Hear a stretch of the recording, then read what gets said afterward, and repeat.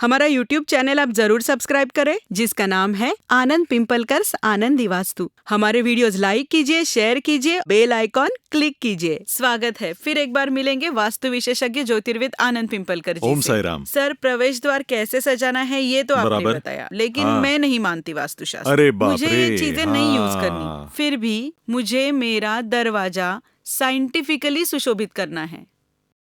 मूलतः इसके पीछे भी साइंस ही है ना, सिर्फ उसका स्वरूप ये है। चलो ठीक है, ये भी जाने दो। या फिर कुछ लोगों की परिस्थिति नहीं, या फिर उस घर में 2 लोग मानते हैं और 2 लोग बिल्कुल ही नहीं मानते, और फिर भी मुझे सकारात्मक करना है। इसीलिए सबसे महत्वपूर्ण ये है कि लोहे का दरवाजा नहीं चाहिए। हाँ। मतलब उसकी चौखट कह रहा हूं मैं। सेफ्टी डोर के बारे में मुझे कुछ नहीं कहना, वो लोहे का ही होता है, बराबर। लेकिन लकड़ी की ही चौखट होनी चाहिए, ये तो आप कर सकते हैं। हाँ। ठीक है, मत मानिए देवधर्म को। लकड़ी इलेक्ट्रिसिटी खंडित करती है, वो अनजाने में आपको फायदा देगा, लेकिन आपको लकड़ी की ही लगानी है ना चौखट और दहलीज, तो उम्बर की दहलीज लगाइए, क्या फर्क पड़ता है। बराबर। इत्र छिड़किए, चंदन का इत्र लगाइए, आपके घर का वो दरवाजा स्वच्छ रखिए। अगर आपको रुद्राक्ष का तोरण नहीं लगाना है तो आम के पत्तों का तोरण लगाइए। वो भी अगर नहीं लगाना तो बेल बुट्टी का, घंटियों का, वो छोटी छोटी घंटियों का तोरण लगाइए। वो भी मुमकिन नहीं तो घर के दरवाजे के पीछे अष्टगंध का स्वस्तिक निकाले।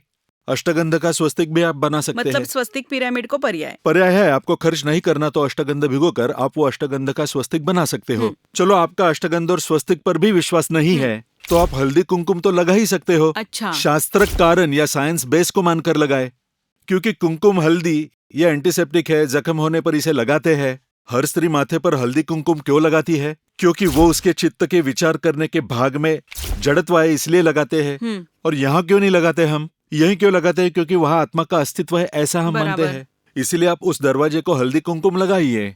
इसके लिए आपको कुछ खर्चा है क्या? नहीं। कुछ दिक्कत है क्या? नहीं। किसी का बुरा होगा क्या? नहीं। कुछ अनहोनी होगी क्या? नहीं। और खर्चा है क्या? नहीं। फिर लगाने में क्या हर्ज है?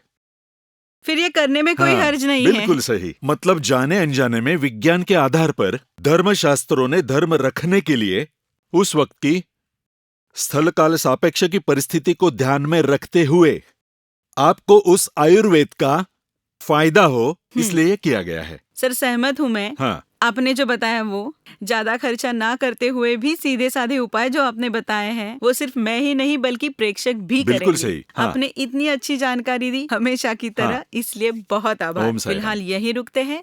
नमस्कार। आनंद दीवार